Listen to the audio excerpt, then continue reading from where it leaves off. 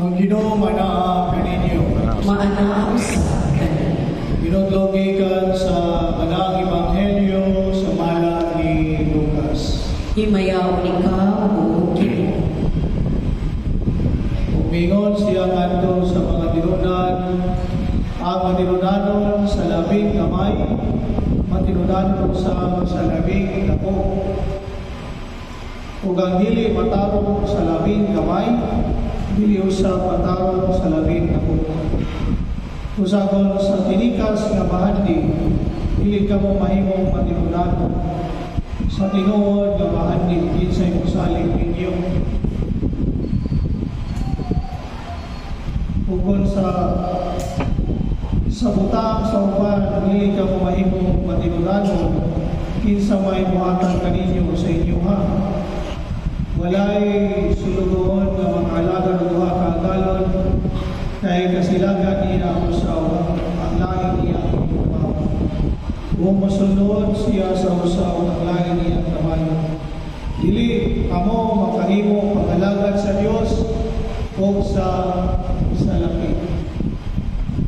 Ang Ebanghelyo sa Ginoo. Dayon ikaw o Kristo.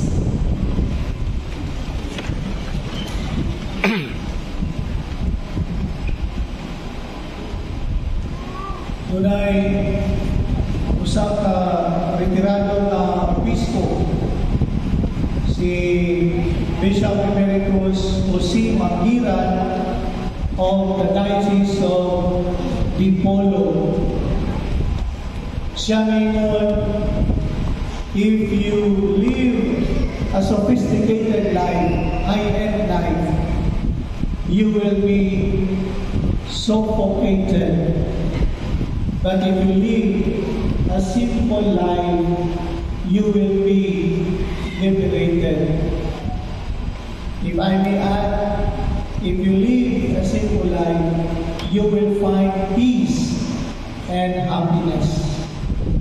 Mga igsoon, kini nga panuntingon nagikan sa baba mismo ni Bishop Emeritus Mangiran, nahimong basihan karon sa mga pangitabo sa atong nasong Pilipinas. This saying serves as a wake-up call or an eye-opener to take seriously this ongoing investigation of corruption, and at the same time illegal activities in the government flood control projects. Kabalungan na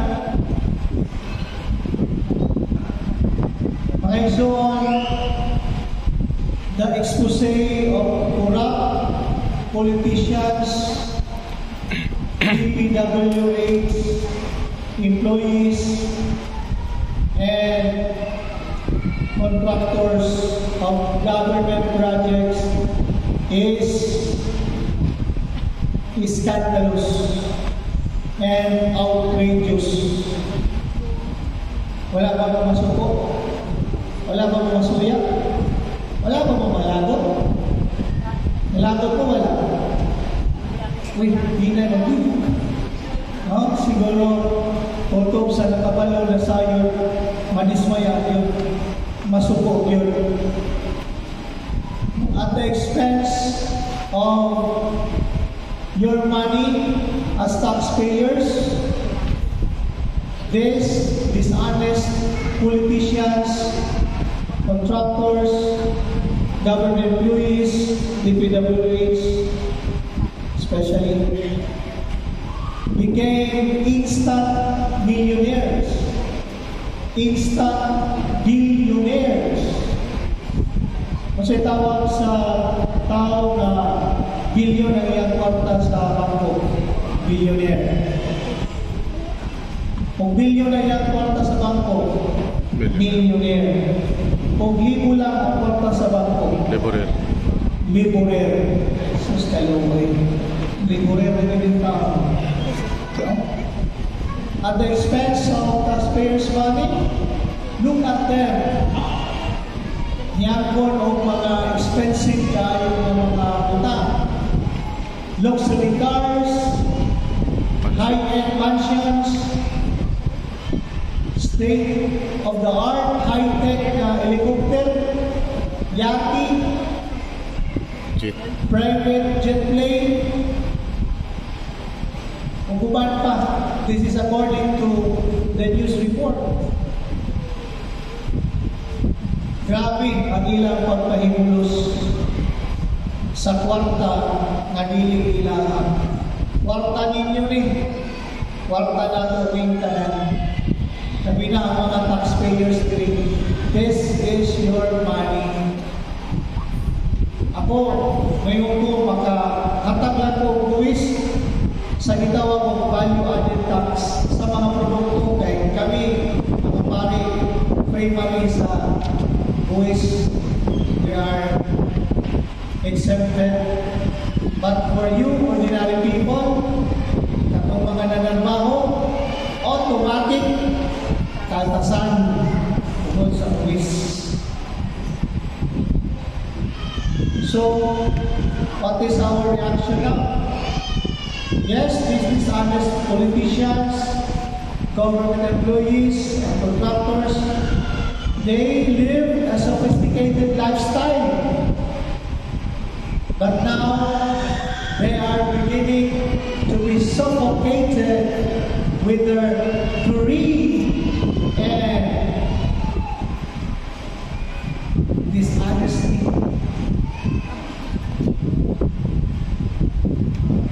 Kung updated mo sa investigation karon, they are about to destroy themselves and their accomplices. Nang tinuruan na, pag-iwangkon.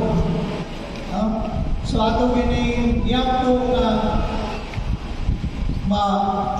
ibalaan na yun ang mastermind, ang utak sa mga korupsyon.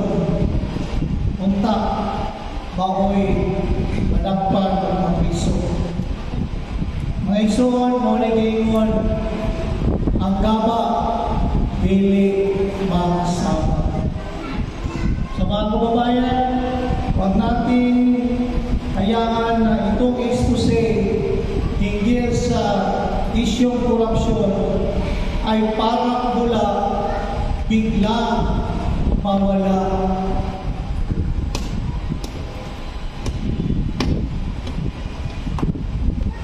And we have seen that in the past. Dahil mga issues, pero nawala na po. Walay nakasuhan, wala na po. So we will not allow it this time. We will not allow it. We will use our people power. People power is supreme, is greater than people in power. Ato binang hinunduman na sa ato ang gahong. Kung gusto mo na ito na sila palagputon, parisayon, patubagon, mahimong binato na kita ang mga Pilipino. We have the power. Either we pursue this investigation or we just say, bilabot din nga, sayang ang atong naong. So, we should pressure them, the present government, the present